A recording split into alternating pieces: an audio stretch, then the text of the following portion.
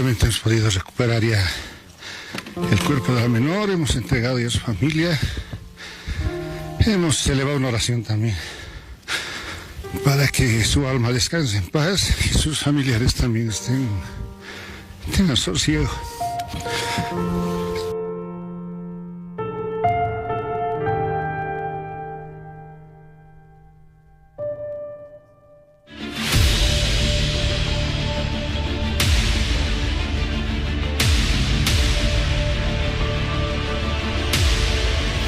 Es un lago de lodo que tenemos entre unos lugares de 8 y 12 metros de profundidad.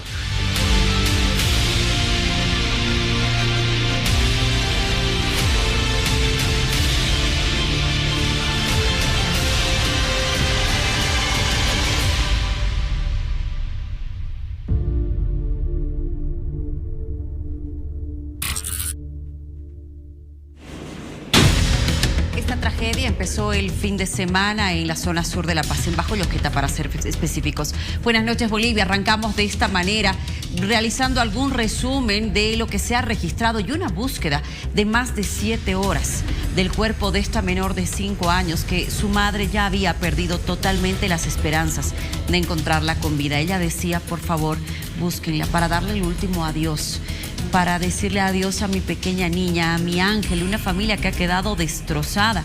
¿Responsables? ¿Quiénes? La Fiscalía Departamental de La Paz ya ha iniciado de oficio una investigación al respecto para dar con los responsables de esto sucedido y de esta tragedia que ha dejado a muchas familias, a varias decenas de viviendas afectadas y familias que también han quedado con un par de zapatos, con una o dos mudas. Algunas personas que lograron rescatar algo, decían ellos, los documentos, lo más importante, y que incluso estaban extendiéndolos después a los primeros rayos del sol para intentar secarlos, para intentar recuperar algo, como siempre, los bomberos, con esta labor loable que han desarrollado un trabajo intenso de búsqueda, de rescate, de animalitos, de muchos que han quedado atrapados en el lodo. La alcaldía de inmediato, por supuesto, con la presencia del alcalde Iván Arias, se hizo presente en este sector, brindándole ayuda a las familias, albergándolas.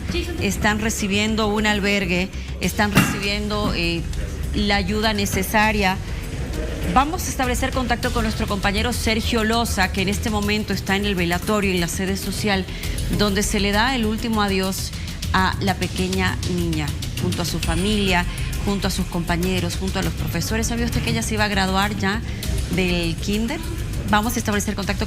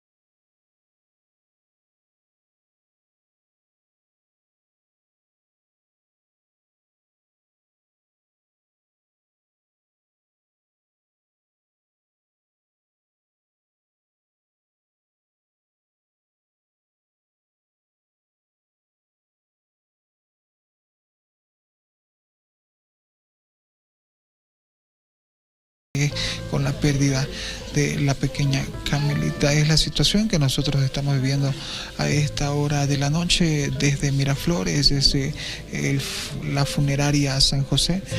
Una pena lamentable.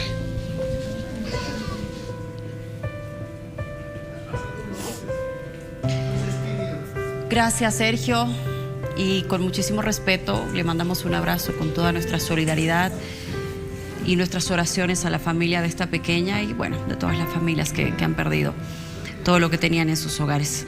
¿Quién es el responsable? ¿Quiénes son los responsables? ¿Movimientos de tierra, embovedado?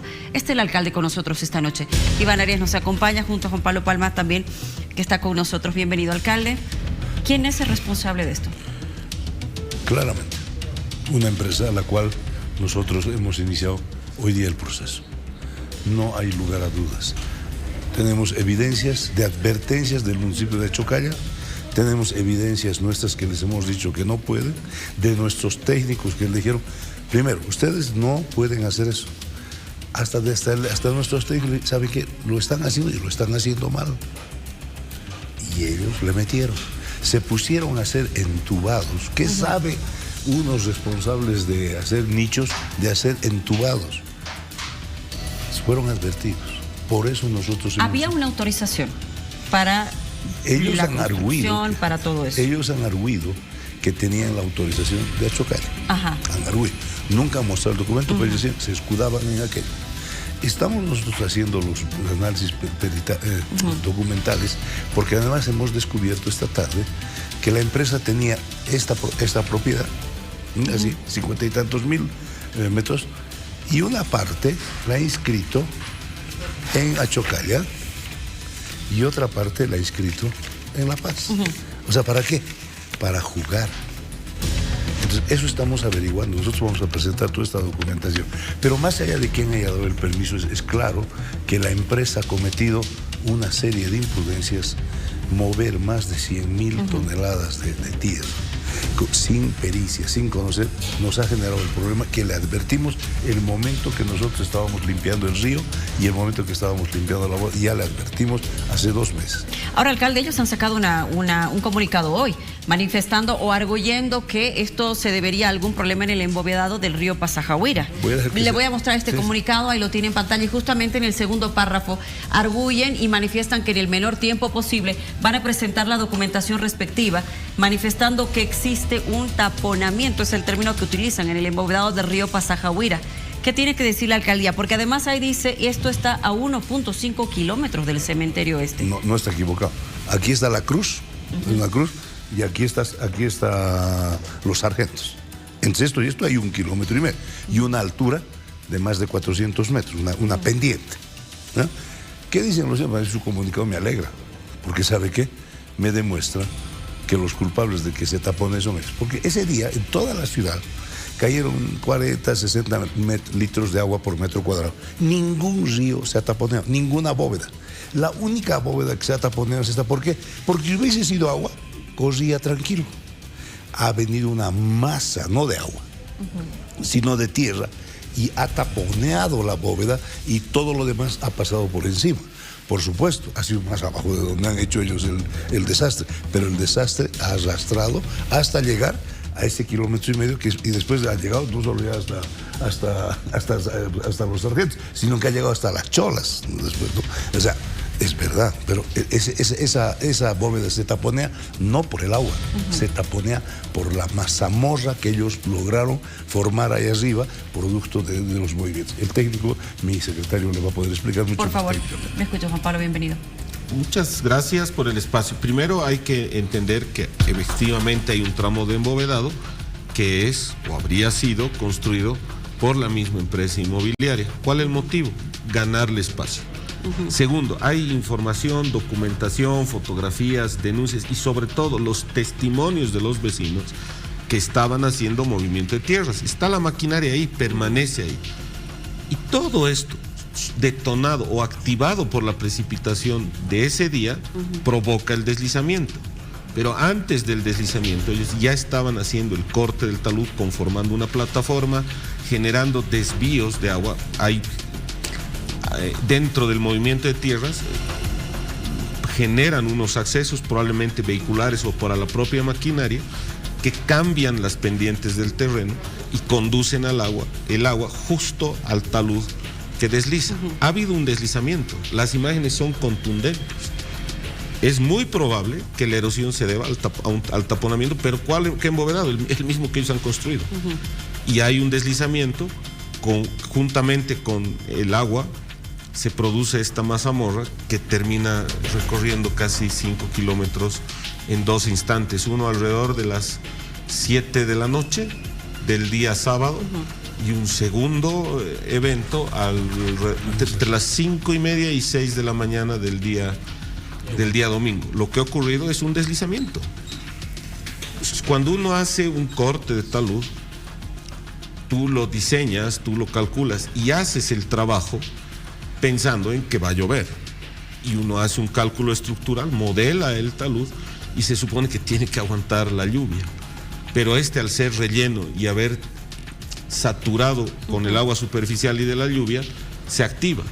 Hay antecedentes, y la empresa lo sabe y la población lo sabe, de un deslizamiento en el mismo lugar el año 2020. Entonces es un evento que se repite porque tienen la costumbre o el hábito de realizar este tipo de trabajo. ¿Y alguien tendría que controlar esto, más con el antecedente que se tiene? No, por supuesto, se ha estado controlando, se ha conversado varias veces con ellos y ellos referían directamente a la representante legal, que entiendo que es una abogada.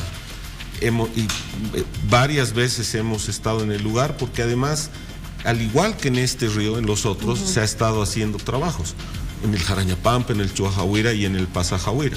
Entonces eso es irrefutable, las imágenes son contundentes y no son solo imágenes generadas o producidas por el gobierno municipal, son imágenes de otros profesionales, hasta de comunicadores que han hecho los vuelos de dron, y no hay manera de negar que ha habido un deslizamiento. Secretario, alcalde, Tufi está con nosotros desde Santa Cruz, les tiene también preguntas. Tufi, te saludamos, buenas noches. Buenas noches, Luciana. Sí, alcalde, buenas noches, secretario, igualmente.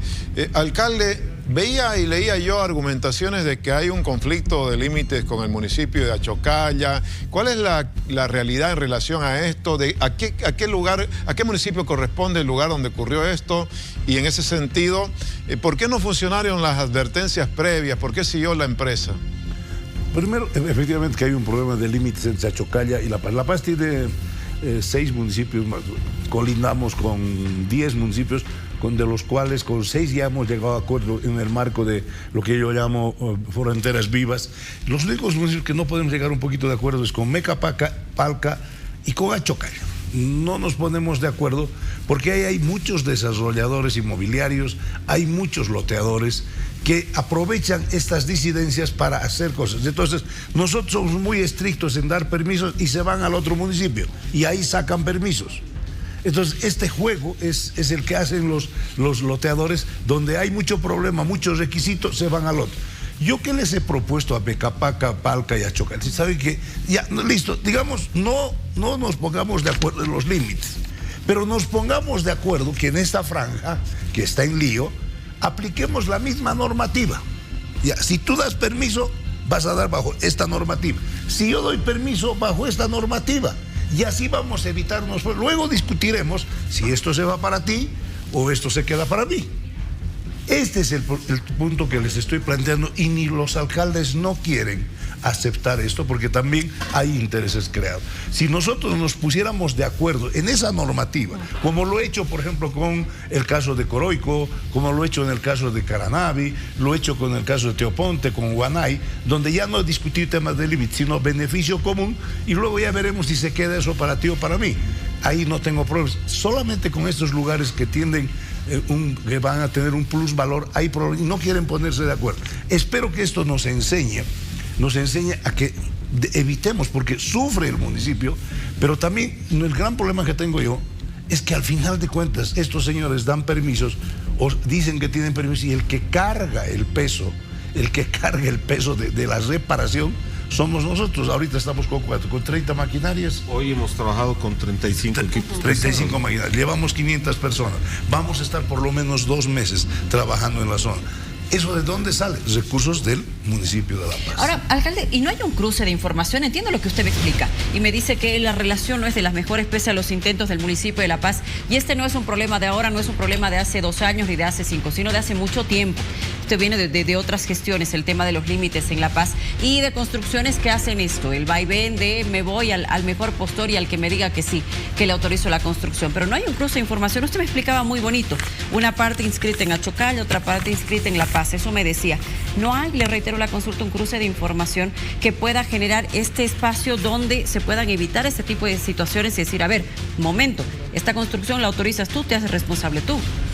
Mire, hemos intentado un poquito con más éxito con Achocalla.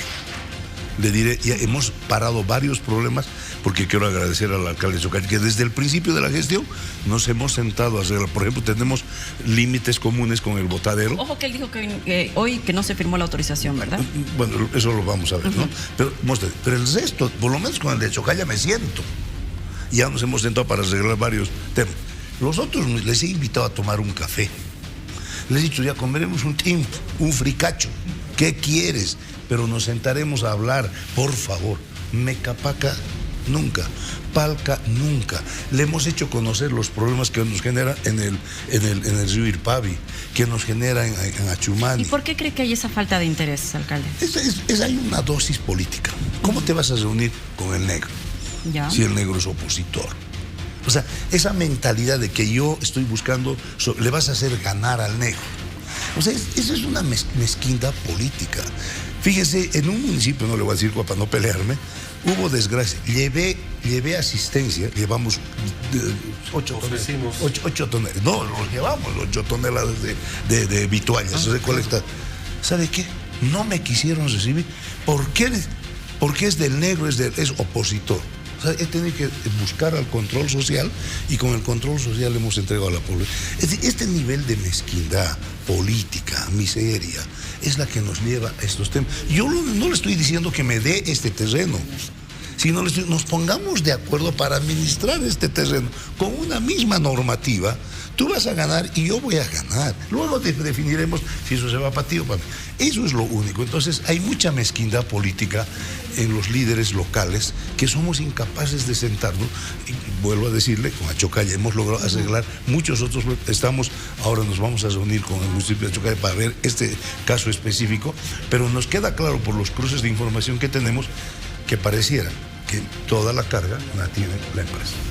Secretario, los trabajos, ¿hasta cuándo van a estar en el lugar para intentar limpiar algo? En este momento estamos concentrando todos nuestros esfuerzos en resolver 2 problemas. En uno tenemos avances importantes, es en el puente El Rosario y en el río Jarañapampa, que uno se ha encauzado y en el otro se ha desobstruido el tramo y se están generando unos reservorios para que permitan recibir el material. Y en la parte de abajo es drenar el material. Pero me ha quedado algo y quiero detenerme ahí. Sí. Dicen, se obstruye el embovedado y eso es lo que produce el problema arriba.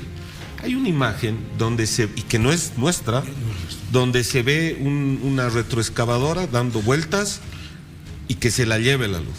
No sé si ustedes pudiste ver esa imagen. Bueno, lástima que no. Está una señora filmando y ve bajar la mazamorra. Y grita a su hijito, ¿no? Y la mazamorra baja así, con una fuerza. Cuando ves primero que se lo está llevando un auto. Y luego detrás, una retroexcavadora, ¿no? Que es un y la hace caer a la bóveda. Es decir, esta masa de tierra, de lodo, es la que provoca que se tape la bóveda. O sea, la imagen es contundente. ¿Dónde se genera el problema? Por supuesto, arriba. Por física. Vamos a suponer que aquí tú tienes una obstrucción. El miércoles anterior hubo una lluvia fuerte en ese sector y el sistema funcionó correctamente. Si se hubiera obstruido la bóveda como ellos indican, lo que hubiera ocurrido es que el agua, como en cualquier rebalse, hubiera escurrido por encima de la bóveda y el agua hubiera llegado a donde ha llegado, el lodo, y probablemente hasta el Choqueyapu y la Costanera. Es imposible que un embovedado obstruido acá vaya represando el agua 400 metros más arriba. Lo que ha ocurrido es que, y físicamente eso es inexplicable, ha habido un problema en la parte superior y llega el alud. Por supuesto, ya provoca la obstrucción y toda la situación que se advierte y que se aprecia. Ahí veo la pregunta, discúlpeme. ¿Una tragedia que pudo evitarse? Sí. Si la empresa tuviera, eso que llamamos la valentía, si me equivoqué, hicimos obras no apropiadas, sí, ya se le advierte. No es la primera vez que pasa en La Paz, alcalde. Sí, yo siempre ¿Se acuerda digo, esa vez en la Costanera? claro, Esa construcción que estaba en otro municipio, igual en Calacoto. Y estaba echándole estaba echándole tierra al río. Pero yo lo que creo es hidalguía. ¿Sabe qué? Porque hay mucha vida de por medio. Responsabilidad, alcalde, porque Sí. evitarse, lamentar lo que ha sucedido.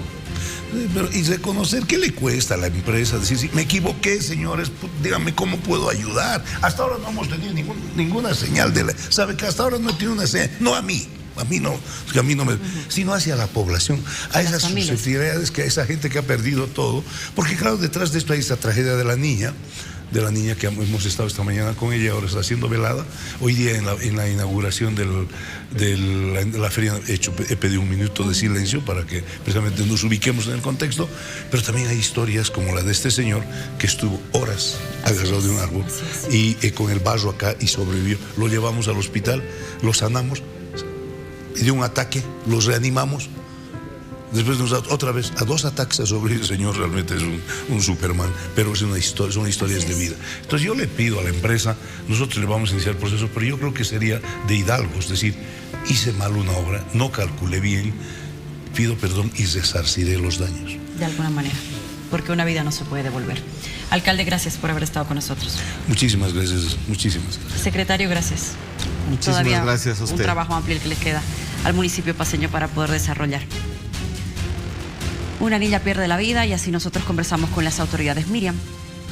Gracias, he escuchado atentamente, pero también quien lo ha hecho es el ingeniero geólogo Marco Antonio Guzmán, a quien también le vamos a pedir su criterio, porque sabemos, estamos hablando, ingeniero, ¿cómo está? Buenas noches. Buenas noches. De un terreno que no es apto para viviendas.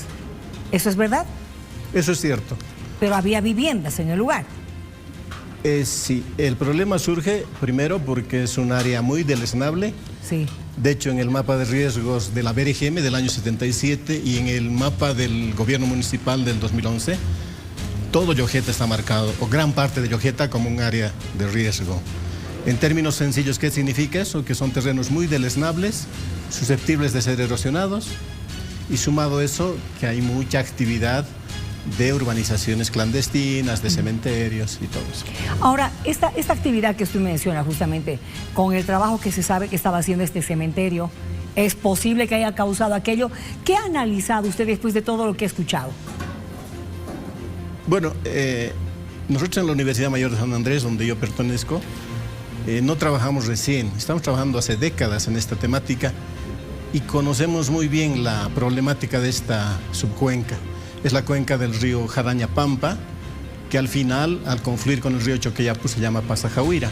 Pasajahuira. Entonces, es una cuenca muy problemática porque está justo en el límite entre Achocalla y La Paz. Es bueno puntualizar que es jurisdicción del gobierno municipal de La Paz. ¿De La Paz? De La Paz. Otra cosa es que Achocalla quiere apropiarse de esos terrenos. Pero en la ley de participación popular, ese sector pertenece íntegramente al gobierno municipal de La Paz. Bien. Entonces, hay una falta de fiscalización de parte del gobierno municipal, además. Hay falta de fiscalización. ¿Qué más? ¿Se debió haber hecho ese tipo de trabajos en el cementerio, por ejemplo? No. Hay una metodología que se llama el control integral de cuencas. Ya. Y eso significa controlar la cuenca, la subcuenca desde la cabecera. Esta cuenca nace más o menos, para que tengan idea, donde termina la avenida Mario Mercado, en cerca Ciudad Satélite. Ya, perfecto. Desde ahí nace. Desde y ahí confluye arriba. en la avenida Los Sargentos, en la Costanera, en Río Choqueyapu. Yo dejé alguna información, tal vez la pueden mostrar. Es una subcuenca que tiene muchos afluentes. Entonces, deberíamos controlar todos esos afluentes. Muy bien. No solo uno. Sí. Lo del cementerio es un afluente, que indudablemente han hecho mucho movimiento de tierras, han hecho desaparecer determinadas quebradas y lo peor, ponen a disposición de las aguas que precipitan mucho material suelto. Entonces, ¿A qué le indudablemente... dice material suelto? Bueno, el material suelto es producto de la de remover para habilitar áreas. En este caso el cementerio necesita La habilitar misma áreas. tierra. La misma tierra. Hacen actividad de corte y luego rellenan. Sí. El problema es que el relleno no es planificado, no compactan de forma adecuada y profundas quebradas las rellenan de forma inadecuada. Qué complicado. Tufi Ariel, nuestro compañero de Santa Cruz, también quiere preguntarle, por favor, ingeniero. Sí, buenas noches, ingeniero.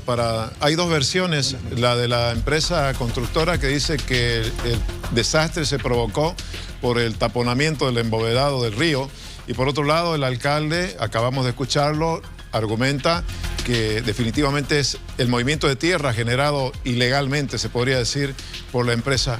¿Cuál de las dos versiones son las que encajan más para explicar este desastre? Lo primero es que ha habido material suelto, disponible, para que las aguas de lluvia bajen todo ese material. Ese material estaba dispuesto en las quebradas y también en las áreas aledañas. Precipitó un par de horas, esas aguas son ríos de alta pendiente, arrastraron todo ese material y evidentemente al final taponaron la bóveda. Taponaron la bóveda y ese material tuvo que fluir por encima. Pero eso es el resultado final. Ahora, no solo, yo conozco muy bien la cuenca, no solo es actividad del cementerio. Hay muchos asentamientos clandestinos. El vecino corta, habilita el terreno para su vivienda y ¿dónde bota los escombros? Al río. Al río. Esa es una actividad indudablemente que viene desde hace años. La normativa es muy suave. La normativa debería cambiar, digo, por lo menos para que las sanciones sean mayores y que quien vaya a construir pues tome las previsiones de no dejar este material suelto. No es la primera vez que esto sucede en La Paz. No es la primera vez que hay construcciones que se inscriben en otro municipio estando en pleno centro de la zona sur, por ejemplo. No es la primera vez que se registran estas desgracias a raíz de movimientos de tierras. Sí, Luciana. La normativa existe. El tema es que los gobiernos municipales no tienen la capacidad de hacer cumplir esa normativa. El gobierno municipal tiene la potestad de demoler construcciones clandestinas, de intervenir incluso con la fuerza pública, pero no lo hace por temas políticos, por no inmiscuirse. Y además hay el conflicto entre municipios. La Paz no autoriza, me voy a Chocalla. A Chocalla me autoriza porque ellos además cobran. Claro. Entonces es un juego de nunca terminar. Pero los resultados que estamos viendo cada vez son más dramáticos y pueden involucrar mayor pérdida de vidas humanas. Entonces, es tiempo que hagamos un pacto social, que de una vez hablemos de la metropolización y nos pongamos de acuerdo para trabajar todos en base a la normativa. ¿Qué significaría la metropolización? ¿Y qué significa que no tiene capacidad el municipio? Es decir, debería instalar cada 50 metros una cámara de seguridad para ver quién está echando escombros, porque lo hacen todo el tiempo, Luciana. Verificación de construcción. Claro, y eso de los escombros no solamente es a los ríos, está en la cumbre, está en todo lugar. Sí. No hay un espacio, pero es que tampoco hay un espacio. Y en esto hay que ser sinceros. No hay un espacio donde una empresa constructora o alguien que está refaccionando su casa pueda desechar dichos escombros. Por partes. La metropolización significa que hagamos un pacto entre todos los municipios y respetemos todos la misma normativa. No puede haber una normativa para la alcaldía de Chocalla y otra para La Paz. Si es un terreno de alto riesgo, no pueden construir ni en La Paz ni en Chocalla, o sea, nadie podría autorizar. Entonces, cumplir la misma normativa a nivel de todos los municipios cercanos a la ciudad de La Paz. Esa es la metropolización. Y el otro tema es que la capacidad del municipio. ¿Qué tendría que hacer? ¿Instalar cámaras? ¿Qué? Porque realmente seguridad, guardias, tampoco. Allí yo soy muy crítico con el gobierno municipal de La Paz. Evidentemente el gobierno municipal de La Paz es la víctima de todas estas acciones, pero le falta fiscalizar, porque no es solo de pegar un papelito y tiene que actuar. Y tiene la posibilidad de actuar incluso con la fuerza pública. O sea, pegando el papelito en la puerta o poniendo una pequeña multa no solucionamos el tema. Entonces tiene que haber capacidad de fiscalización. Otro tema, los escombros. Estimadas, los escombros. Y además todas estas casas están ocupando lo que se llama aires de río. Exactamente. Este tramo tiene no una bóveda de unos 200 metros que fue construida en el 2004 más o menos. Usted ve en las imágenes, en 2014 empezaron a aparecer como hongos las casitas clandestinas. Y las últimas construyeron muy cerca de la bóveda. Han invadido el lecho del río. Entonces la naturaleza no respeta. Lo que ha hecho el río es retomar su cauce nada más. En La Paz hay una normativa que son los aires del río. Sí. Por lo menos 10 o 15 metros del eje del canal o del eje de la bóveda. Claro. Me imagino que en este caso no han respetado absolutamente nada. No se ha cumplido absolutamente nada. Y el resultado, estas imágenes. Una pena. Casas completamente cubiertas. Miren ustedes la altura a la que ha llegado la mazamorra. 7 metros, decía Giovanna hoy día. Impresionante, impresionante. ¿Cuántos animalitos habrán quedado en el camino hoy lamentando el fallecimiento de esta pequeñita que no tuvo tiempo absolutamente nada? Mira las mascotas intentando ser salvadas. Y la inconsciencia de por medio de quien aparentemente realiza este tipo de construcciones, este tipo de obras. Y también, hay que decirlo, también parte de inacción de las autoridades, que sí, definitivamente. ¿Estaban autorizadas? Tienen también trabajo en esto. Y una no relación entre municipios, claro, Miriam, que es un tema de no acabar y que es desde hace muchos años, al menos en La Paz. Mira esas construcciones. Una barbaridad. Y son recientes, ¿no? Mira, a medio construir. Eso es lo que ha pasado. Vehículos, mira. Y las personas que invierten los ahorros de toda su vida. Sí, hay que hacer también un mea culpa. N veces se les ha dicho, desde que tenemos tragedias acá y de desastres, deslizamientos, derrumbes, se les ha dicho que en lugares determinados no se puede construir, pero seguimos viendo. Pasa un tiempo y vuelven. Vuelven al mismo lugar. Eso es lo triste. Eso es cierto. Ingeniero Guzmán, muchas gracias por haber venido. Gracias a ustedes. Gracias por venir. Hacemos una pausa, quédese con nosotros, que más adelante vamos a estar conversando con una de las mujeres que participó en un certamen internacional, boliviana, claro, y hermosa, Miriam, y que quedó entre las 6 más bellas del mundo. Cochabambina, se deben acordar. Ya volvemos.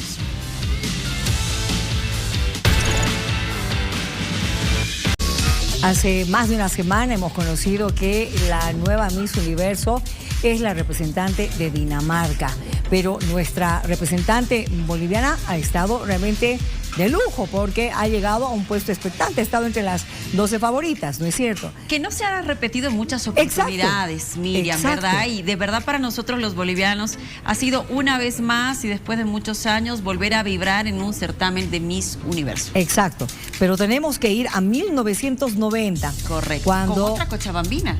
Exacto, eso iba a decir, ¿cuántas cochabambinas han llegado al Miss Bolivia para ir al Miss Universo? Tenemos que revisar eso. Sí, pero esta cochabambina ha llegado a un puesto realmente importantísimo. Ustedes la están viendo en esta imagen con su traje de la Diablada, si no me equivoco. Es justamente Rosario Rico Toro. Nos hizo emocionar hasta las lágrimas, porque salió entre las 6 escogidas, ya para el final, casi abrazando la corona. Hoy es una distinguida mujer, es empresaria, fue en su momento modelo. Hoy es empresaria y también artista plástica, porque pinta, hace unos cuadros lindísimos. Estamos con ella esta noche desde Estados Unidos, con la señora Rosario Rico Toro. ¡Qué gusto! Mira qué hermosa es esta mujer. Hermosa. ¿Cómo impecable. Estás? Así como en Miss Universo. Hello, hola. ¿Cómo estás, Rosario? Qué gusto estar con ustedes. Gracias por la invitación a estar en el programa, de verdad. Qué emoción. Me imagino que te han debido estar convocando toda la semana porque todo el mundo se acordaba quién ha llegado entre las favoritas, pero tú. Pero voy a dar también un chisme para quienes no se acuerden. El año 75 tu tía es Jacqueline Gamarra, ¿verdad? Jacqueline Gamarra. Ha sido la favorita de la computadora para ganar el Miss Universo. Correcto, su concurso fue en Puerto Rico, tienes toda la razón, el 75, sí, exacto. Y ya que estamos con datos, yo voy a dar 2 más, porque la hermana, Jimena Rico Toro, fue Miss Cochabamba y Miss Bolivia Mundo en 2000. Y además, la señora Rosario Gamarra fue Miss Cochabamba en 1965. Exactamente. La señora, o sea, la belleza viene de toda la familia. Está en los genes, ¿qué te puedo decir? La belleza y la inteligencia, porque son 2 factores muy importantes para llegar hacia donde han llegado. Exactamente. Gracias. ¿Cómo ha la cambiado? Personalidad, ¿sabes qué? La personalidad, porque yo tenía 17 años, o sea, a esa edad uno está creciendo, tú sabes, emocionalmente, intelectualmente, pero yo creo que el tema de la personalidad es sumamente importante en un Miss Universo. Exacto, exactamente. Eso es verdad. ¿Cómo ha cambiado tu vida ¿Te ha afectado positivamente o no el Miss Universo a cómo estás ahora siendo una distinguida empresaria, Rosario?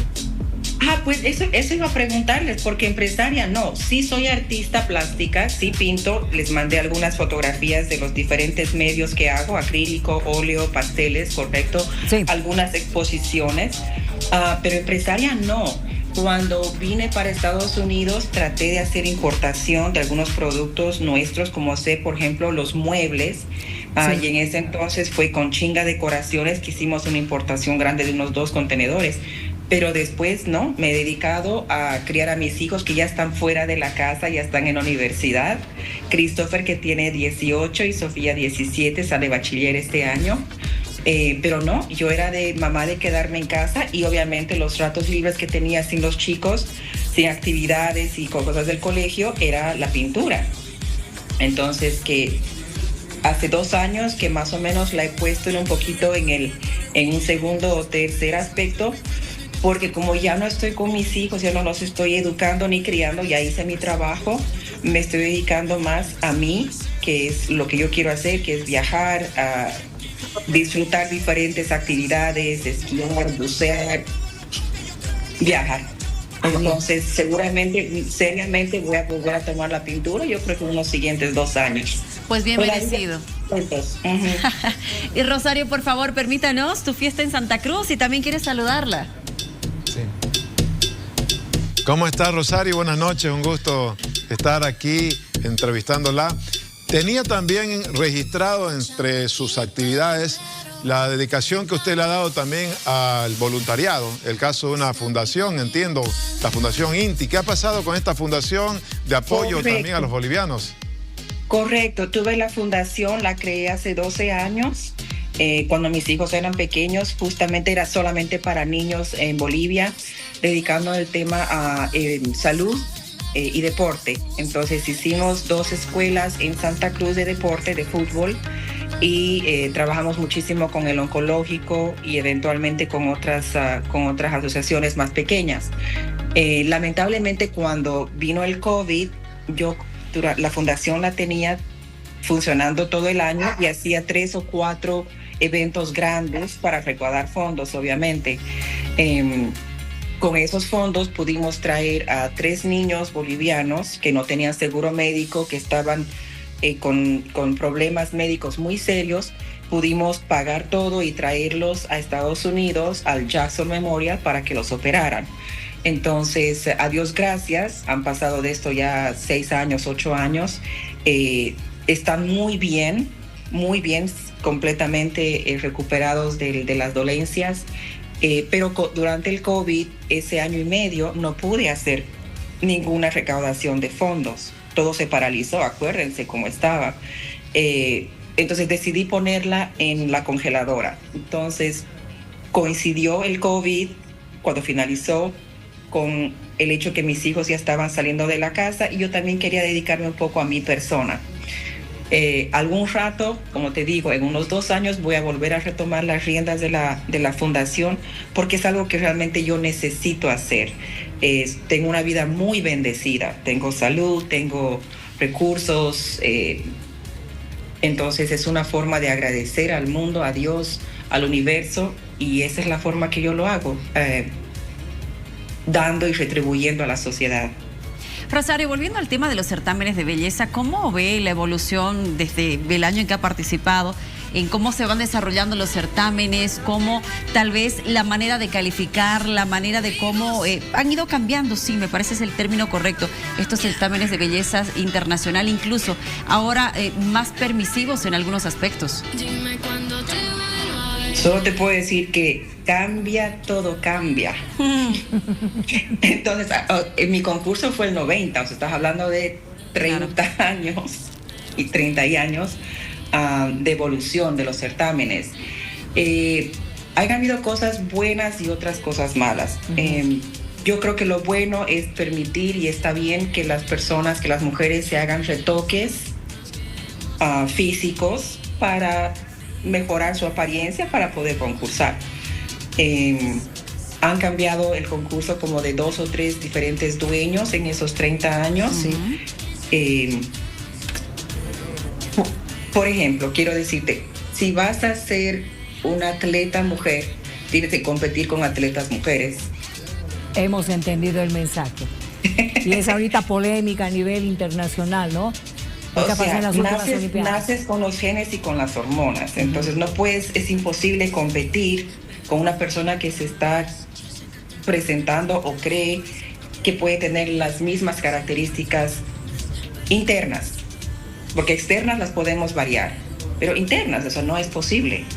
El tema de la testosterona, la progesterona, no, eso no estoy de acuerdo, porque entonces que me voy a poner a competir o a jugar básquetbol con una mujer de 1,85 m que pesa 20 kilos más que yo, es imposible, nunca voy a ganar. Ahora, y lo positivo, quizás el calificar la labor social que pueda hacer alguna representante. Correcto, antes no tenías tanto el énfasis en qué cualidades humanas y qué beneficio a la sociedad estás aportando, qué es lo que estás aportando.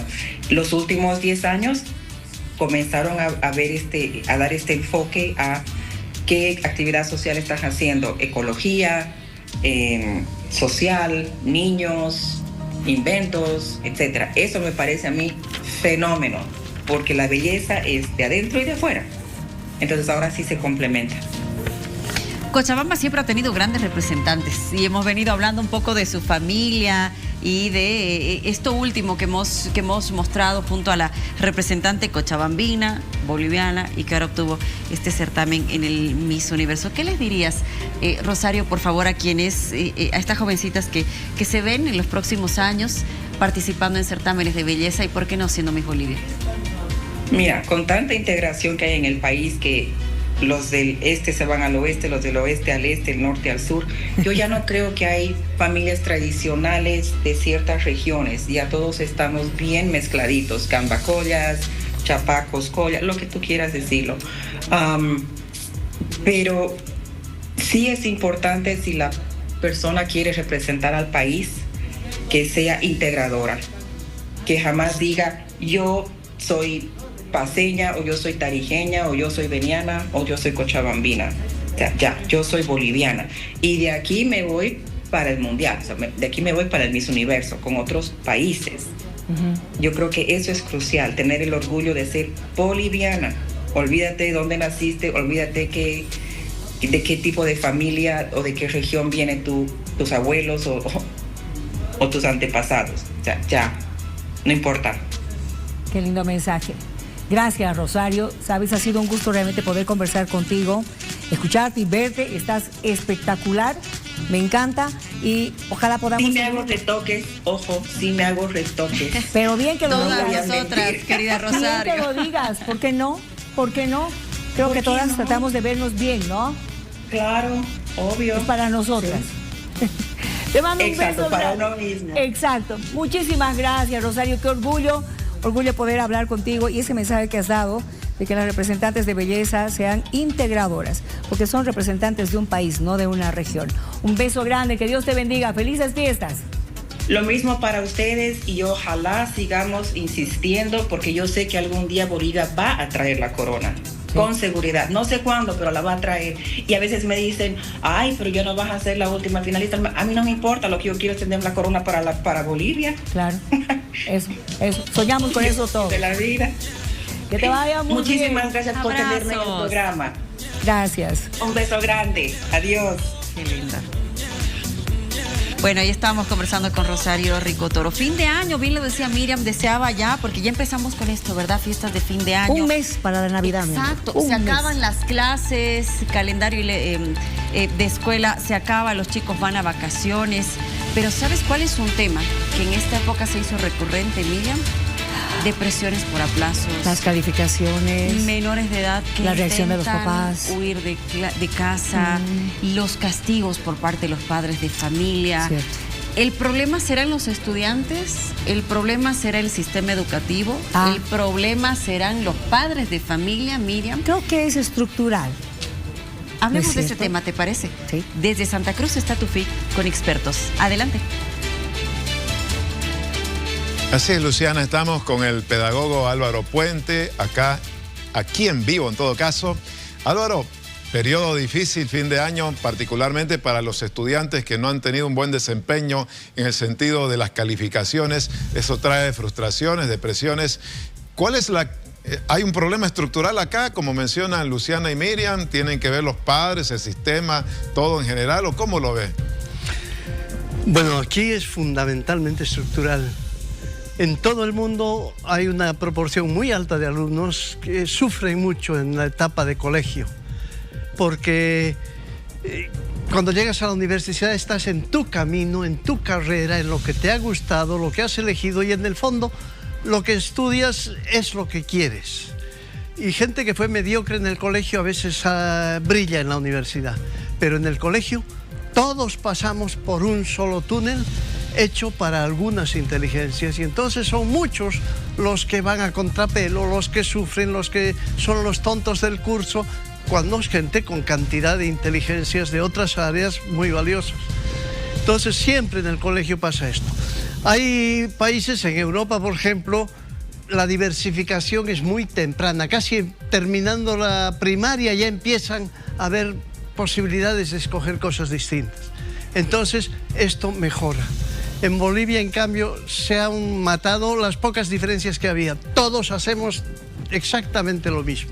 Hasta los que quieren hacer formación técnica tienen que hacer todos el colegio con formación técnica. Todos pasamos por el mismo túnel hecho solo para algunos. Entonces, ¿qué pasa? En un curso hay dos buenos matemáticos que son los que todo el año triunfan, los profesores los felicitan todas las veces, y los demás son los que aguantan mechas, se acomplejan y sufren. Primero. Segundo, en Bolivia es donde menos tenemos carga estudiantil, donde más poco estudiamos, donde se nos encomiendan menos cosas difíciles. Sin embargo, acaba de salir un estudio en el que el 80% de los alumnos de sexto de primaria, el 80%, no entienden lo que leen. No han aprendido a leer, saben descifrar las letras, pero leer no es eso. Leer es seguir una idea a través de un texto, y no la entienden, no comprenden lo que se les da. Entonces, el principal vínculo de aprendizaje, que suele ser la lectura, está frustrado. Y esos chicos, si en sexto de primaria no han aprendido, no van a aprender en lo que queda del colegio. El 80% no entienden elementos fundamentales de matemáticas. En el área de ciencias sociales llega al 90% que han fracasado en primaria.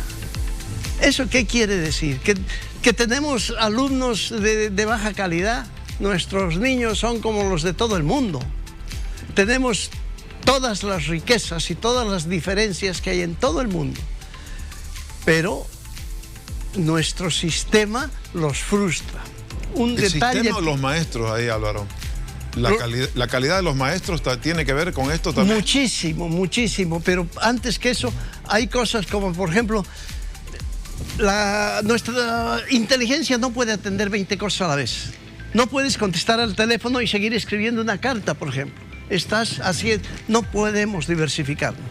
A la hora de tener así tareas distintas, los alumnos pueden atender hasta 5 o 6 materias, que les dé 7 ya. En Bolivia llegamos a tener 15, 16, 17 asignaturas en un curso. No puede el alumno dedicarse con seriedad a los 17. Ahora, Álvaro, hay una pregunta de coyuntura. Se aplazó mi hijo. ¿Qué hago? ¿Pido desquite, redesquite, o hago que repita el curso? ¿Qué nivel de tolerancia hay a ese tipo de frustraciones? ¿El padre qué debe hacer? Primero, el padre, cuando llega el chico a fin de curso, debe saber cómo está el chico. No es que le llegue la sorpresa, es su hijo, si convive con él todo el año, ¿cómo no va a saber que el pobre sufre? Hay chicos que llegan a la época de exámenes y vomitan porque no pueden con la tensión nerviosa. El padre tiene que saber que su hijo está pasándola mal, que no duerme, o que duerme y no se lo ve nunca a estudiar. Puedes saber cómo están las cosas. Primero. Segundo, el padre no está para sacar brillantes bachilleres a la vida, está para acompañar el crecimiento de su hijo. Y entonces no basta que lo tenga en un colegio, tiene que ver que crezca y tiene que ver en qué sufre, en qué no puede, qué apoyos necesita. No es después al final, te aplazaste, paliza. Hay que... No se trata de eso, no arreglas nada con la paliza. Lo único que haces es que el chico se sienta peor todavía.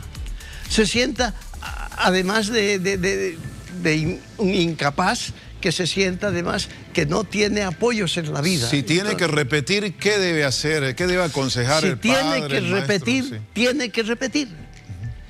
En todo el mundo la gente se aplaza, en todo el mundo hay exámenes, en todo el mundo no todos pasan. Y tenemos que aprender que eso es ley de vida. No todos podemos todo. Y hay veces que es muy difícil para unos y que a lo mejor tienen que repetir un año y a lo mejor después de 2 años otro más. ¿Por qué? Porque están a contrapelo, porque no es lo suyo. En otras partes tienes una escuela técnica donde el chico es posible que encuentre su carrera y la haga. Pero aquí no tenemos que escoger. Entonces el chico, aunque le cueste más, aunque tarde más años, tiene que hacerlo. Y no por eso es un desgraciado, no por eso es un desagradecido con los padres, no. Más bien ese quiere decir que necesita más apoyo que los demás. Ese necesita más cariño. Ese necesita que se esté a su lado, porque para luchar contra la vida y contra el colegio y contra la gente hace falta no solo tener mucho coraje, sino tener mucho apoyo. Entonces, los padres en general cuestionan y maldicen de los hijos. No es problema de los hijos. Es problema del sistema, es problema de la estructura, es problema de cómo manejamos todas estas cosas. Y en general en Bolivia lo hacemos muy mal, lo hacemos de manera que aumentamos más el problema en vez de suavizarlo. Sí. Hay chicos que, por ejemplo, tienen que repetir. A veces conviene cambiarlo de colegio porque es muy duro estar en el mismo colegio con los que fueron tus compañeros y te ven de arriba, este es el que se aplazó. Es muy duro. Ayúdale, pero que tiene que hacerlo, tiene que hacerlo. Que no es cosa de rendirse, no es cosa de decir, no, como no sirves, vaya a cultivar alcachofas. No, hay que seguirlo en lo que él necesita hacer. Si su vocación es sembrar alcachofas porque tiene vocación de agrónomo, métalo. Pero dele formación para eso que va a meterse, porque tiene no solo que vivir, tiene que disfrutar de lo que hace y tiene que hacer algo útil. Entonces es complejo, pero tiene que ir por ahí. Bueno, estamos escuchando este consejo que considero fundamental. Si tiene que repetir, que repita. Y si tiene que hacerse un cambio de colegio para un poco evitar el mayor sufrimiento, hay que hacerlo, dice Álvaro Puente. Luciana, Miriam. Es que a veces, y nosotros estábamos conversando mientras lo escuchábamos, Tufi, los papás insistimos, ¿verdad? No, que quiero ese colegio, que es súper bueno, o yo salí de ese colegio, entonces mi hijo también tiene que estar en ese colegio, y de repente el sistema, como bien ha dicho, no es el adecuado para ellos, ¿verdad? Sí. ¿Te acuerdas que a principio de año los profesores protestaban porque decían no tenemos las capacitaciones necesarias como para poder seguir la currícula de este año? La nueva. Sí. Pero también lo que dijo el presidente es cierto, la ley Avelino Ciñani se tiene que modificar. Porque tenemos que ir a la par también de cómo está avanzando el mundo, ¿no es cierto? Sí, eso lo dijo en este congreso que inició en Tarija, ¿verdad? Claro, y habló algo del aplazo en primaria, ¿no es cierto? Es decir, no puede ser que pasen niños sin saber leer ni escribir, sin saber sumar, restar como mínimo, porque ya cuando terminas primaria tienes que saber incluso dividir. Entonces es muy complicado realmente. Hemos salido a las calles con nuestro equipo periodístico para preguntar qué haría si a los papás si su hijo se aplaza. Escuchemos las respuestas, veamos.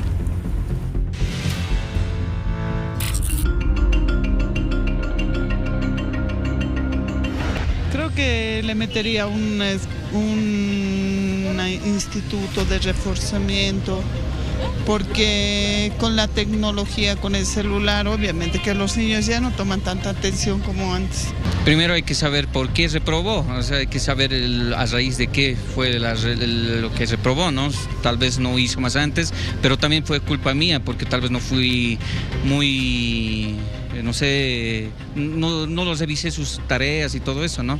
A veces es mejor conversar con ellos, porque algo es que están demostrando, ¿no? Poca voluntad de los papás de estar con ellos, de no tener ayuda. Y al último momento no hay que preocuparse, sino desde el principio del año. Muy preocupada porque sería que yo no he hecho bien mi trabajo, no he hecho un control de mi hijo, pero tendría que ver la forma de solucionar junto con él. Si puede recuperar todavía el año, tratamos de que presente todo, y si no, ni modo, pues uno cuando se equivoca también aprende. El seguimiento a los hijos hay que hacerlos desde el inicio. Entonces yo soy de esa idea, de empezar siempre haciendo el seguimiento, pero si el caso se diera, pues para todo hay solución. Hablando y poniéndolo tal vez en cursos regulares o que pueda aprender para que el próximo año le vaya mejor. Le tengo que preguntar por qué. Después veo la situación y tampoco le puedo reñir nada, sino ver cómo se puede arreglar la situación, ¿no?, de mi hijo, pero no le cargaría ningún, digamos, castigo, nada.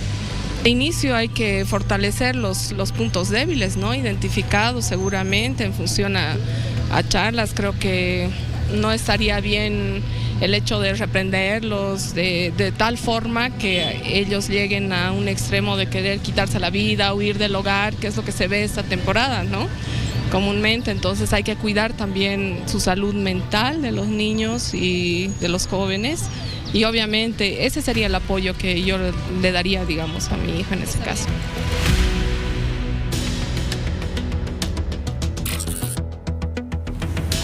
Apoyo en clases, apoyo psicológico. Lo cierto es que hay una división dentro de las escuelas, dentro de los colegios, que es la trabajadora social, ¿verdad? Que se encarga. El psicólogo o la psicóloga. Exacto. Y tal vez, ahí lo veo hacer una mueca. No, y no me sirve. gustaría saber el por qué. ¿No le parece? Sí, Álvaro. Mira, porque es primero el nivel profesional de la gente que está en ese sistema no es el mejor. El trabajo de la visitadora social y de los psicólogos, no solo de los colegios, de las defensorías de la niñez, es un papel lamentable.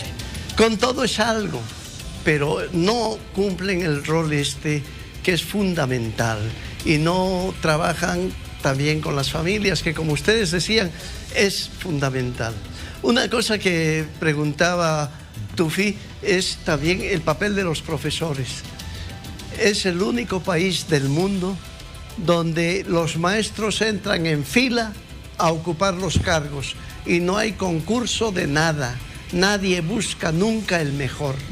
Entonces eso quiere decir que nuestro sistema está herido de muerte.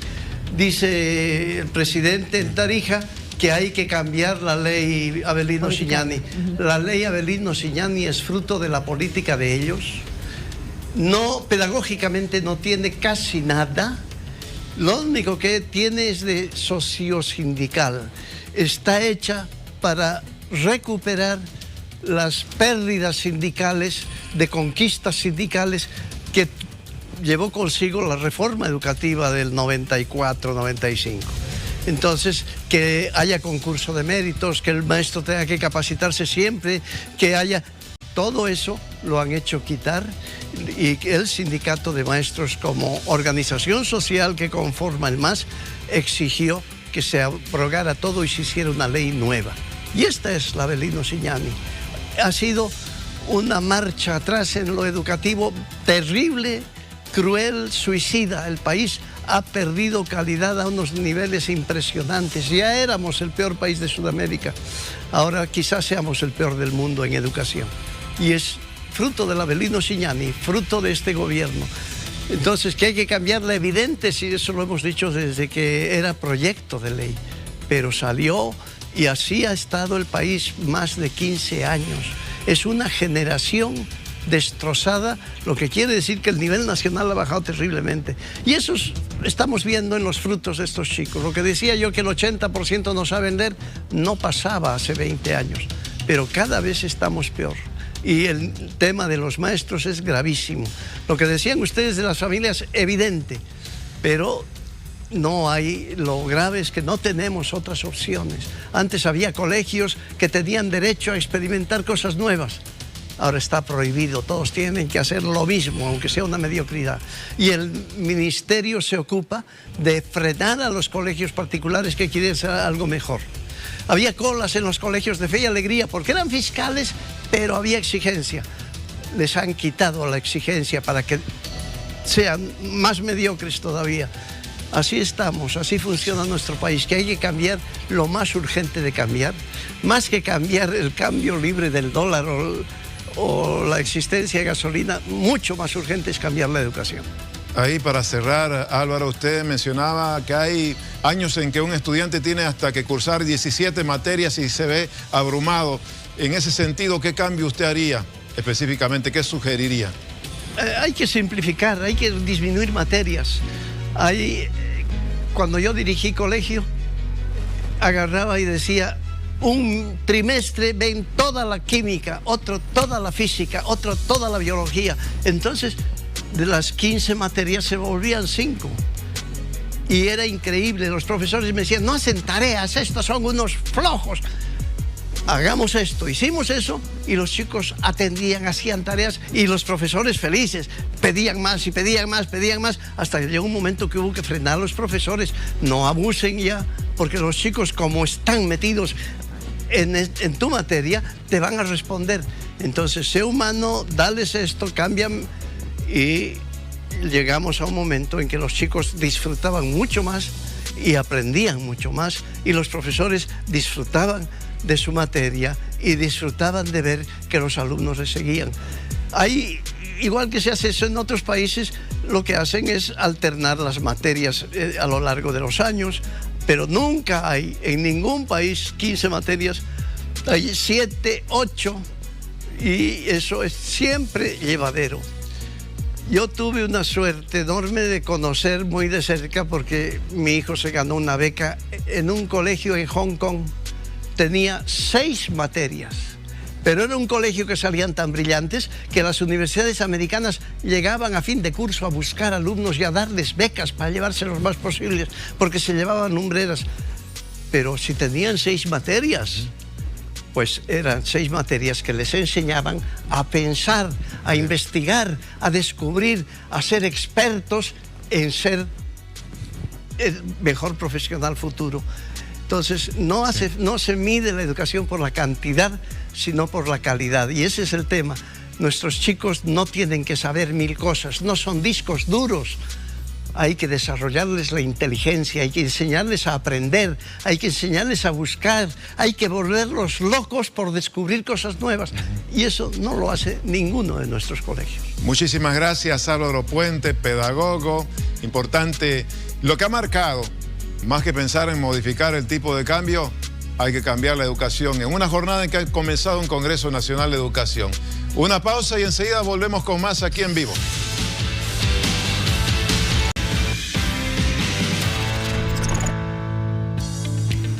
Compra y venta de activos digitales, las criptomonedas. ¿Cómo ha avanzado el Banco Central y si ha habido una reacción positiva en la población en nuestro país tras la habilitación? Preguntas que enseguida vamos a resolver junto a Sergio Colque, asesor de política económica del Banco Central de Bolivia. Buenas noches, bienvenido. Muy buenas noches, gracias por la invitación. Es un placer. ¿Cuál es la evaluación que se tiene desde que ha iniciado estas operaciones en el país? Bueno, lo que hemos podido advertir en estos últimos 4 meses, estamos hablando de a partir de finales del mes de junio, el Banco Central ha hecho la habilitación, ¿no?, de la compra, venta y comercialización de estos activos virtuales a través de diferentes instrumentos electrónicos de pago que están habilitados en el sistema de pagos nacional, el uso de tarjetas, cuentas, en fin.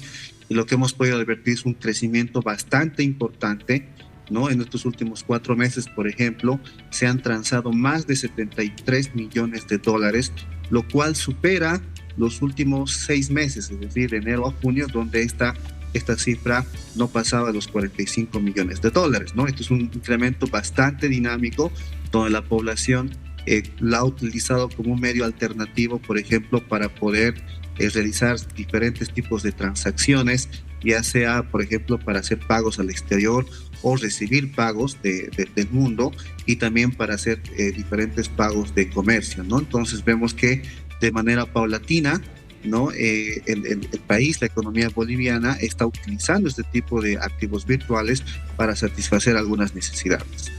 Las transacciones más comunes, por favor, usted me dice enviar dinero, hacer pagos, recibir, ¿eso es lo que más se está utilizando en este momento en Bolivia o hay otro tipo de transacciones que están despertando, si vale el término, para el uso? Bueno, sí, efectivamente son diferentes transacciones, principalmente lo que son transacciones, ¿no? De envíos de recursos al exterior o también recepción de recursos, ¿no?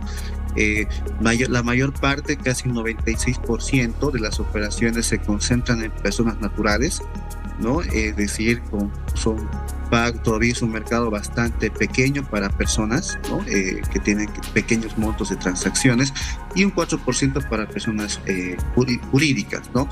Ahí también hemos podido advertir, por ejemplo, de acuerdo al informe de Gafilac, donde el 2024 son más de 252,000 personas, ¿no?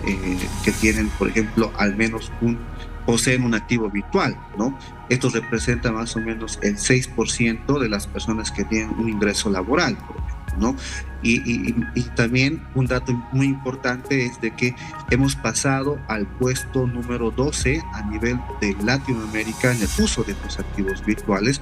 Hace un año atrás estábamos 2 puestos menor a este nivel, lo cual muestra, por supuesto, que el país en los últimos, de acuerdo a fuentes, por ejemplo, de Chai Analysis, de junio de 2023 a julio de 2024, la posesión, el stock de activos virtuales que tienen la población boliviana llega más o menos a los 3,000 millones de dólares. Sergio, para la gente que todavía no maneja mucho estos términos ni conoce demasiado del tema, ¿cuáles son los beneficios y la seguridad que se tiene en Bolivia para trabajar con estas monedas? Bueno, gracias por la pregunta, ¿no? Nosotros en el Banco Central, por supuesto, cuando hemos levantado estas restricciones para el uso de la compra, venta y comercialización, hemos destacado los beneficios que tienen que ver, por ejemplo, el hecho de poder hacer transacciones, poder comprar bienes y servicios a nivel internacional o recibir, por ejemplo, remesas, que es también una forma, por ejemplo, del uso habitual que tienen las personas, ¿no? Para uso de activos virtuales. También hemos destacado que este uso tiene que ser lo más responsable y más informado posible, porque también puede tener cierto nivel de volatilidades, ¿no? Hoy en día, por ejemplo, hemos visto que algunos a nivel mundial, por ejemplo, debido al contexto internacional, las elecciones, por ejemplo, en Estados Unidos, el incremento, por ejemplo, de algunos activos como el oro o el índice del dólar, ha generado, por ejemplo, una cierta volatilidad, por ejemplo, el famoso Bitcoin, ¿no?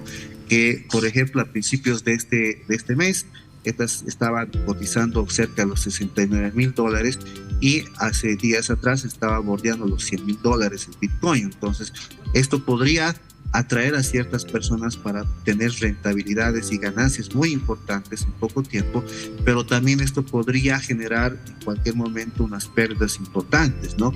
En ese sentido, nosotros siempre ahí recomendamos a la población, ¿no? Tener un uso informado, ¿no? Por ejemplo, atraer, digamos, por ciertas rentabilidades bastante cortas, pero por supuesto siempre preservando, por supuesto, el buen uso que le pueden dar, por ejemplo, hacer algunas compras de bienes y servicios electrónicos. Con la posibilidad de hacerlo entonces a través del Banco Central de Bolivia. Muchísimas gracias, Sergio Colque, asesor de política económica del BCB, por estar con nosotros aquí en vivo. Muchas gracias por la invitación.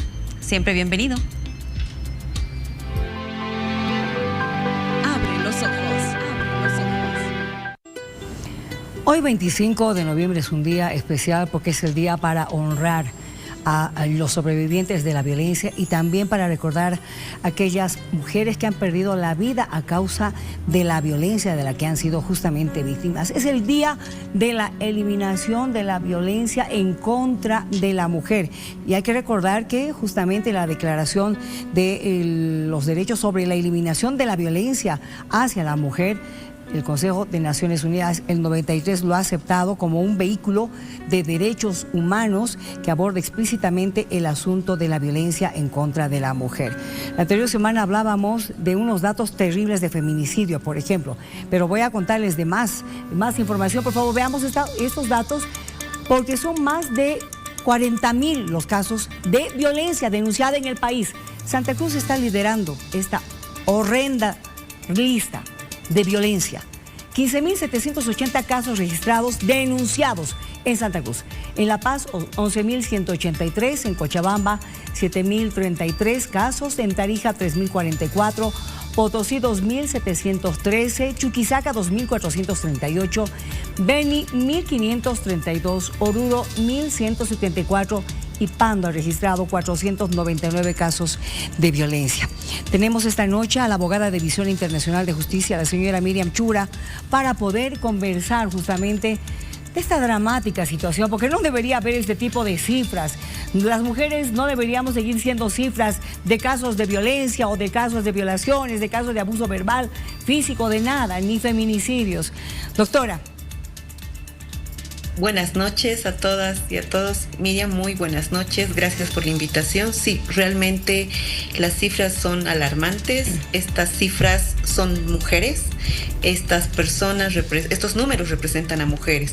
Y claramente la Fiscalía General recientemente ha emitido las estadísticas de cuántos casos por este año 2024 se ha logrado en estos casos de feminicidio.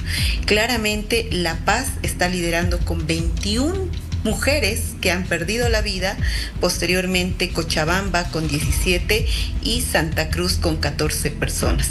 Pero a nivel nacional, lamentablemente, tenemos 78 vidas, 78 mujeres que han perdido la vida a consecuencia de este delito que nuestra legislación la denomina feminicidio.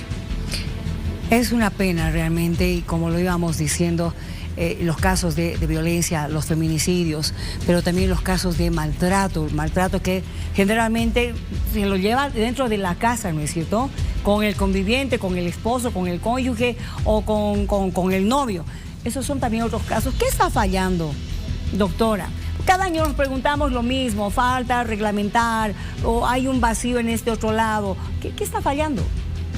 Algo importante que se debe considerar, Miriam, es sobre el avance en cuanto a la prevención. Una de los mitos que se manejaba antes era que las familias podían callar estos casos de violencia. ¿Por qué? Porque era tu pareja o porque el hecho de violencia era dentro del entorno familiar. Ahora, trabajando bastante con la información, sensibilización y la socialización de que estos hechos de violencia deben ser denunciados, porque nuestra legislación boliviana está sancionado con la figura del tipo penal de violencia familiar o doméstica, la cual tiene como una sanción de 4 años. Pero además, Miriam, qué lamentable es el conocer estos casos de feminicidio donde nuestra legislación boliviana otorga la pena de 30 años. Es importante y seguir trabajando en la educación, sensibilización, lo cual hace Bolivisión con su programa Abre los Ojos. ¿Por qué?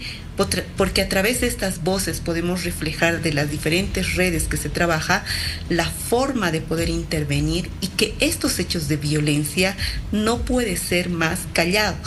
Se ha reflejado que estos casos y que conforme a la ley 348 han mencionado, ¿no?, otra parte, que ha existido algunos malestares. ¿Por qué? Porque lamentablemente estaría afectando a la familia. Lo que contradictoriamente las cifras de manera objetiva establece que eso no son unos números más, sino que son cifras reales, son mujeres que han perdido la vida a consecuencia de que el agresor le ha provocado la muerte. Y lamentablemente, y lo más importante es seguir trabajando en el enfoque de la prevención. ¿Por qué? Porque a través de la prevención vamos a poder informar a las personas a consecuencia de estos hechos de violencia. Tufi tiene también una entrevistada en ese momento, la señora Libertad Martínez, para poder conversar con ella sobre esta misma temática. Tufi. Sí, Miriam, está aquí en vivo en Santa Cruz. Libertad Martínez es su gerente de comunicaciones de ProMujer. 78 víctimas hasta el 20 de noviembre de feminicidio. Libertad, ProMujer, hablamos ya de las acciones puntuales que está realizando para la prevención de la violencia contra la mujer. ¿Cuáles son esas acciones que han concretado en Libertad? Gracias, Tupi. Bueno, nosotros en esta fecha tan especial, tan importante, conmemorar la lucha contra la violencia basada en género, también tenemos buenas noticias junto a nuestro gran aliado Bolivisión, el Día de Atención Presencial para mujeres que sufren violencia en la Ciudad del Alto con nuestro programa Mujer Segura, donde las mujeres pueden ya recibir asesoramiento, recibir contención y sobre todo acompañamiento. El trabajo de ProMujer junto a Bolivisión dentro del marco de Abre los Ojos ha significado lo que decíamos hace un momento, ¿no? La difusión, la socialización y sobre todo la educación. Empezar a que Bolivia abra los ojos frente a este flagelo, a esta situación de violencia que nos está quitando vidas de mujeres, dejando niños en orfandad, dejando familias destruidas por la violencia que suma y sigue y nos arroja números rojos en Bolivia. Libertad, además de estas acciones ha entrado en debate mucho el tema de la ley 348, si abrogarla o modificarla. ¿Cuál es la visión que tiene ProMujer al respecto? Nosotros creemos que la normativa tiene que seguir profundizando no solo en un debate, si se quiere, por encima, sino que esta ley se debe socializar hasta las bases, como se dice. La población no conoce el menudo de la ley, lo que implica, las maneras de protección y sobre todo lo que falta, lo que hace falta, ¿no? Bolivia es un país sobrepoblado de leyes. El problema es que no se cumplen, no se reglamentan o no se tiene el presupuesto suficiente para que estas leyes puedan realmente no solamente llegar a la población, sino que la población pueda acceder a medidas como tal. Ejemplo, ¿no? El tener mayor presupuesto para la lucha contra la violencia a la mujer, el tener un acompañamiento y asesoramiento a las mujeres que lo padecen. Entonces, más allá de las discusiones sobre conceptos de la ley que se ha dado mucho, también hace falta entender que Bolivia no es todavía un país que tiene una población que acceda, que comprenda y que eduque desde la base estructural lo que es la violencia basada en género para entenderla. Ahora, Libertad, se ha escuchado esta misma noche mencionar la palabra prevención, usted menciona también presupuestos, hablando de economía inclusive, y bueno, entre otras cosas. ¿Cuál es, sin embargo, usted cree que es el mayor desafío en este momento para afrontar la prevención de la violencia contra la mujer? Yo creo que la experiencia nos dice que es la educación. En las familias donde se empiezan a formar y a distribuir estos roles basados en género que luego generan estereotipos de género.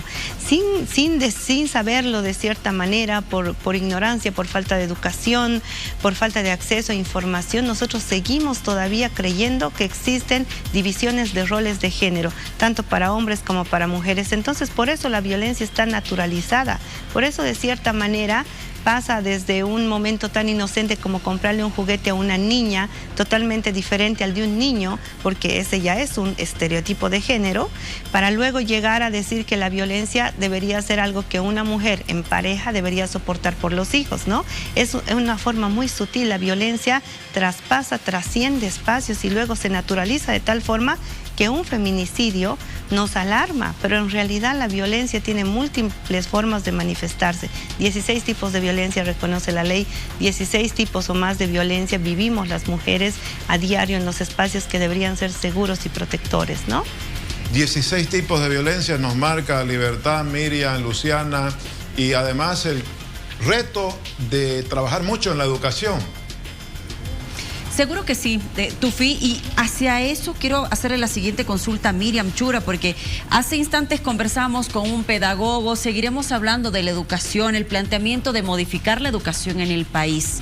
Esto parte de ahí y tenemos que entender, Miriam, que el cambio no va a ser de aquí 1, 2, 3 años, sino que tenemos que apostar a nuevas generaciones, partiendo también de la educación. ¿Qué piensas? Sí, y más allá de las unidades educativas y demás, debemos comprender a todos los papás y mamás que están mirando en este programa prestigioso. Viene la educación desde nuestra familia. Nosotros somos los que educamos a nuestros hijos y además en la escuela y en estos centros de estudio van a reforzar todo esto.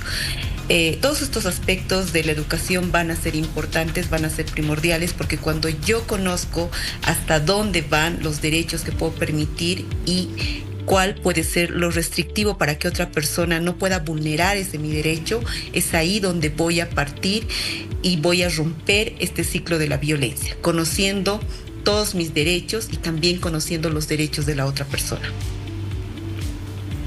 Muchas gracias, Miriam, por haber conversado con nosotros. A ver si podemos en una próxima oportunidad seguir hablando, porque pareciera que en algunos casos esa frase, empoderarse, no está funcionando. En eso también creo que en alguito estamos fallando. Creo que hay que seguir insistiendo. ¿Qué significa empoderarse para una mujer? Para evitar justamente ser víctima de estos casos, 16 casos de violencia, o 16 tipos de violencia, ¿no es cierto? 16 tipos de violencia. Muchas gracias a la doctora Miriam Chura por haber estado con nosotros esta noche. Que el ser mujer no te quita la vida. Y movimientos que se generan a nivel mundial. Exactamente. De camino a casa, quiero volver segura, dice. Exactamente. Hay tantos mensajes que podríamos darle, pero de verdad creo que nosotros tenemos que entender qué significa. Así es. ¿No? Vámonos a una pausa. No te pongas triste.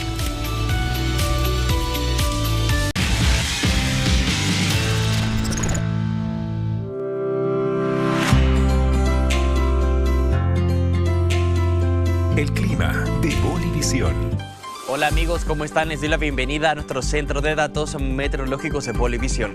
Acompáñenme a conocer cómo estarán las temperaturas en los diferentes departamentos. En La Paz, la mínima será de 9, la máxima alcanzará los 17. Con tormentas eléctricas en Cochabamba, la mínima será de 18, la máxima llegará a los 29. Con un cielo totalmente nublado en Santa Cruz, la mínima será de 26 y la máxima llegará a los 33 con vientos.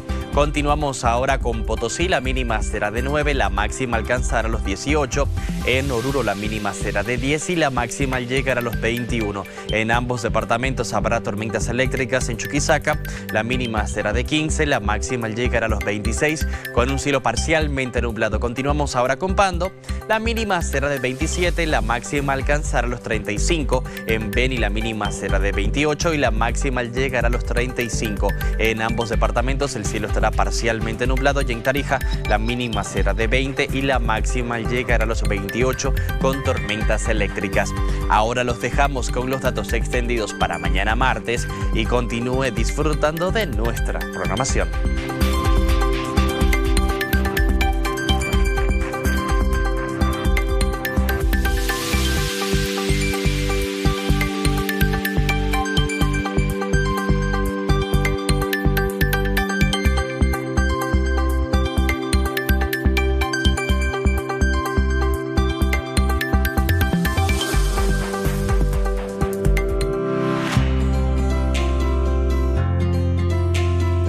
El clima